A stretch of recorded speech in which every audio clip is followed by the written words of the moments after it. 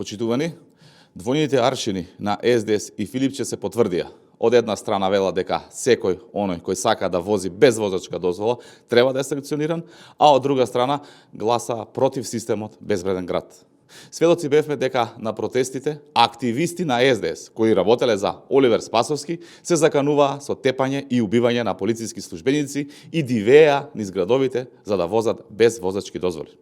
Ваков начин на изразување на протест ние не поддржуваме и јавно го осудуваме. Подсетуваме дека СДС и Филипче гласаа против овој проект во собранието, а координаторот на нивната пратеничка група, Оливер Спасовски, кој инаку е и екс-министер за внатрешни работи, не направи ништо поврзано со оваа прашање за да ја зголеми безбедноста на граѓаните во сообраќајот.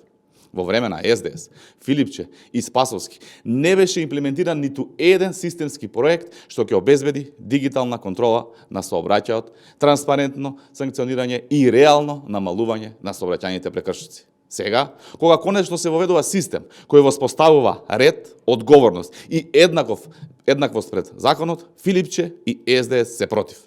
Од друга страна, пак Филипче и СДС тврдат дека се против возење без возачка дозвола и без регистрација, а гласаа против проект и механизам што практично го гарантира токму тоа.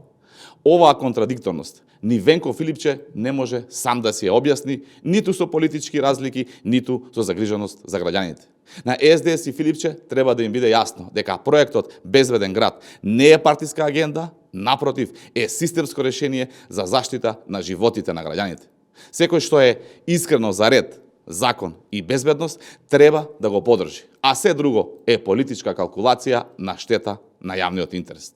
Ви благодарам, доколку имате прашања, поведете.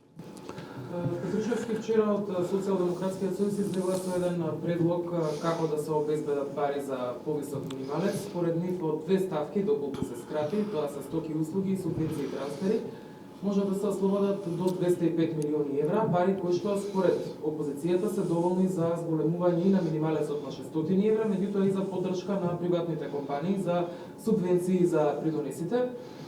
Вчера прашавме во финансии, рекоа доколку има таков предлог во вид на законско решение и пратениците го усвојат, тогаш ќе пристапат кон обезбедување на средства. Вие како најголема пратеничка група, дали би поддржале таков предлог?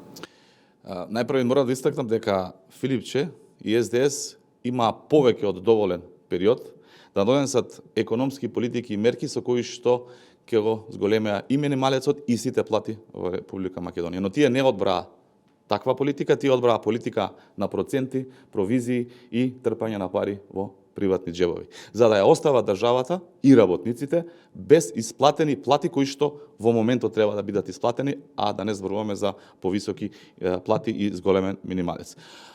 Она кое што владата како работодавач го работи е да ги зголемува и минималната плата и платите на оние институции за кои што таа обезбедува плати, и тоа го прави во континуитет овие 2 години и во здравството и во образованието, и да не ги редам сите институции. Последно кое што се случува, во моментот сме во напредна фаза на преговори за зголемување 40% на сите плати на административните службеници, и тоа е рецептот како треба да се зголемуваат платите. Во делот на бизнисот, во делот на стопанството, остануваме на ставот дека синдикатот, наместо да води политика, треба да разговара со работодавачите, да се усогласат, да се договорат и за минималната плата, и за зголемувањето на другите плати, и за субвенции, и за се она кое што бизнисот би можел да го истрпи, се што ќе биде договорено, апсолутно и од Министерството за финансии, и од владата, и впрочем тоа премиерот неколку пати го изјави, ќе биде прифатено.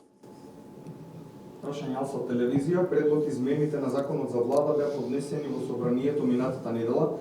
Дали досега има некој одговор од други парламентарни групи за предлогот, имајќи предвид дека беше и предвиден и некој рок од една недела за одговор?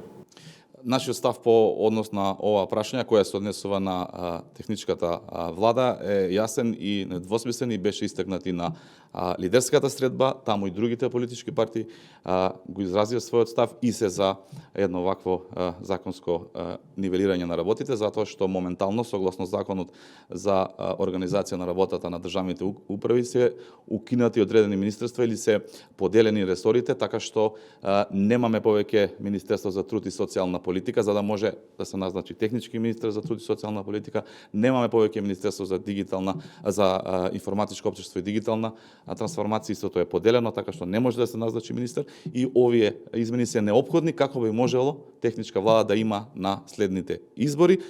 Она кое што е наш став, кој што сакаме да биде усогласен со сите политички партии, е после наредните парламентарни избори да ја укинеме ова техничка влада, затоа што го има измината и својот рок и својот мандат за постоење.